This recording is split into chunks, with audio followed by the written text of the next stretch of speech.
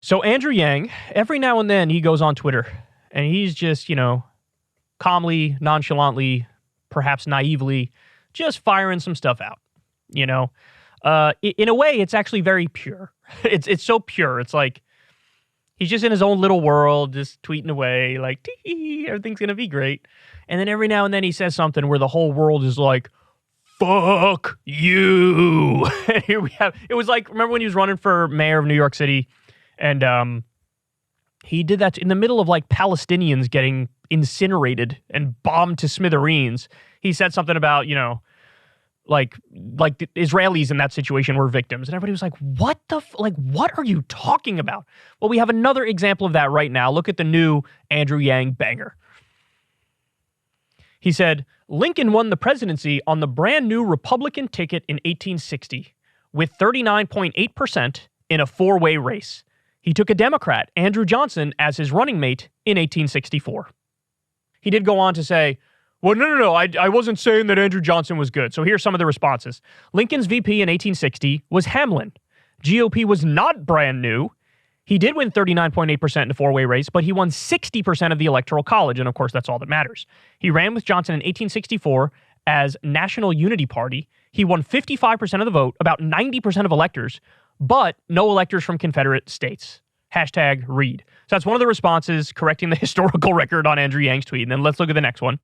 Aaron Huertas says, Johnson undermined Reconstruction, held back progress on basic civil rights, and got himself impeached. Historians regularly rank him among the worst U.S. presidents. It's a sterling example of why you shouldn't add your ideological opponents to your ticket. So now that gets to the whole point of us talking about here. Andrew Yang made that point, bless his heart, to try to say, the implication is, unity, bipartisanship, isn't it so glorious and so wonderful? That was the argument he was trying to make. And then again, when he got a colossal amount of backlash, he comes out and said, no, I didn't say Andrew Johnson was good, but that doesn't mean unity is bad. That he said that in the follow-up tweet. I didn't say Andrew Johnson was good, but that doesn't mean unity's a bad thing. Well, actually, that point kind of does make the argument that unity and bipartisanship is not inherently good, Andrew. It's not inherently good. Now, that is a brain virus in Washington, D.C., where everybody seems to think, and it is, look, among casual observers of politics, some people have this gut feeling of like, why can't the two sides just get along and then everything would be wonderful and hunky-dory? But the fact of the matter is, there's plenty of bipartisanship in Washington, D.C. You want to know what one of the most bipartisan things that happened was in recent history? The Iraq War. You want to know what else was massively bipartisan? Deregulation of Wall Street, which helped lead to a crash. You want to know what else was bipartisan? NAFTA. All these deals, all these free trade deals that outsourced so many jobs. So now, look, I'm not making the opposite hacky point, which is that bipartisanship and unity is always bad, because that's also not true.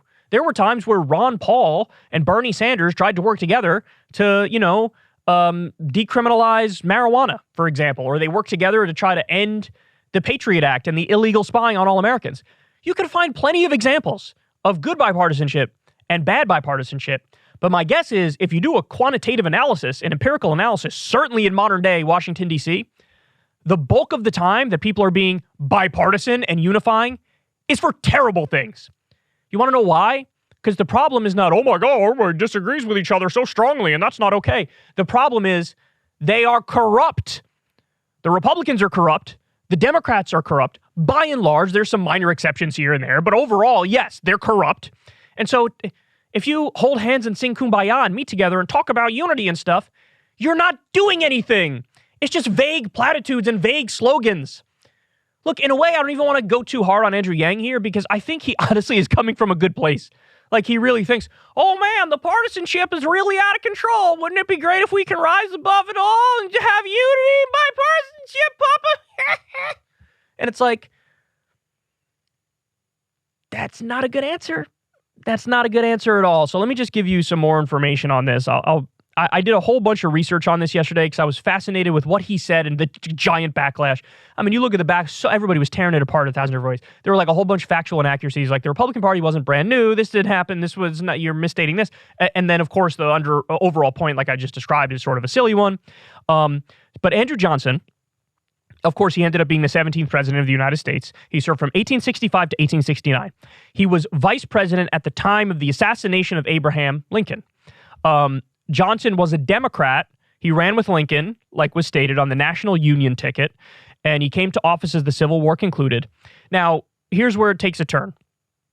He favored quick restoration of the seceded states to the Union, quote, without protection for the former slaves. This led to a conflict with the Republican-dominated Congress, culminating in his impeachment by the House of Representatives in 1868. He was acquitted in the Senate by one vote. I think he was the first president to be impeached. Southern slave states seceded to form the Confederate States of America, including Tennessee. That's where Johnson was from. But Johnson remained firmly with the Union. This is why he's really a fascinating character, even though overall his impact was negative. He was the only sitting senator from a Confederate state who did not resign his seat upon learning of his state's secession. In 1862, Lincoln appointed him as a military governor of Tennessee after most of it had been retaken. So do you understand what that means so far? So this was one of the only guys in the Confederacy who was like, actually, I want to sort of stay with the Union. I want America to still be a thing. And so when it was taken over in the Civil War, when the North took it over from the South, Tennessee, he was basically instated through martial law as like, you're going to be the governor. In 1864, Johnson was a logical choice as running mate for Lincoln, who wished to send a message of national unity in his re-election campaign, and became vice president after a victorious election in 1864. So this was Abraham Lincoln trying to say, look, there's a civil war. The country has literally never been more divided. As a show of unity, I'm going to say, what if I take somebody who honestly has a lot of the same ideological positions as my enemies, as the people who literally seceded from the Union? What if I take a guy who's deeply racist, who owns slaves, and I say, you know what, you'll be my running mate, and we're going to have a voice in the room that represents the people who we just, defeated in the war. That's effectively what Abraham Lincoln was trying to do. Now, Johnson implemented his own form of presidential reconciliation, a series of proclamations directing the seceded states to hold conventions and elections to reform their civil governments. Southern states returned many of their old leaders and passed black codes to deprive the freed men of many civil liberties. But congressional Republicans refused to seat legislators from those states and advance legislation to overrule the Southern actions. Johnson vetoed their bills. So do you understand that? Any attempt from Washington to hey, we freed the slaves, let's give them a fair shot at life now. You had in Johnson, he was like, no, we're not going to do that. In fact, I'm going to side with the slave owners and the corrupt white ruling class in the South, and I'm going to bolster them by any means necessary and put down the black people by any means necessary. And of course, he was big in the failed efforts at Reconstruction, which historically, if you've ever read about Reconstruction, oh my goodness, it's astonishing what happened to the freed slaves. They basically went from slavery, then they were freed, and they went right back to wage slavery. And, one thing, they weren't allowed to hunt or fish because that might lead to some amount of self-sustainability. And so they just wanted to force them back into the conditions that they were in before. So they banned that. Another thing is there was this bank that was created specifically for the freed slaves where it's like, look, 40 acres and a mule, we're not going to do that. We're not going to do that, even though we said we're not going to do that. But we'll have this bank and you can put your savings in there and maybe that'll end up helping you down the road. And then, of course, the bank, you're not going to be surprised to learn, was a giant scam. And they took, whatever these former slaves had, and they ended up, it's fraud, waste, and abuse, and they effectively stole their own money from them. So that's just a couple examples of what went down. This is what Johnson oversaw the entire time. Again, by historians, it's widely viewed as the biggest mistake that Abraham Lincoln ever made. To take this guy who, yes, he was pro-Union. He wasn't with the Confederates. But his ideology was deeply Confederate. He owned 10 slaves in his life. Ideologically, he was in favor of slavery. He did everything to undermine the freed slaves after they were freed. And so widely understood to be one of the worst presidents in U.S. history. But to Andrew Yang, all he sees is like well, you take people who might disagree with you and you get together with them and then maybe you can get to a compromise and the compromise could be good. Or sometimes some ideas, some of the time, are just beyond the pale. They just are. Can we keep it real? Like, look, I'm open to conversations and disagreement in areas where it is reasonable to disagree. And there are many of those areas. But sometimes, if somebody says the world is flat, I'm not going to give them a board on some science committee because the world ain't fucking flat. This is kind of along those lines, isn't it? So, yeah, maybe it's a good idea to take the guy who thinks black people are subhuman as my running mate. Why? Unity. Bipartisanship. It's just goofy. Stop thinking in slogans and platitudes and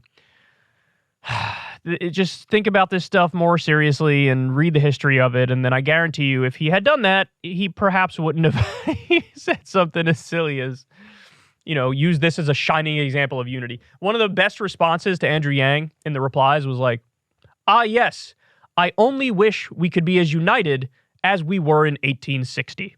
Ever since Adpocalypse, when YouTube defunded all independent news and politics overnight, we haven't trusted them. We know they can pull the rug out from underneath us at any time. If you enjoy this content, please consider tipping $1 or $2 per month on the Secular Talk Patreon. Link in the video description box below. Thanks for your support.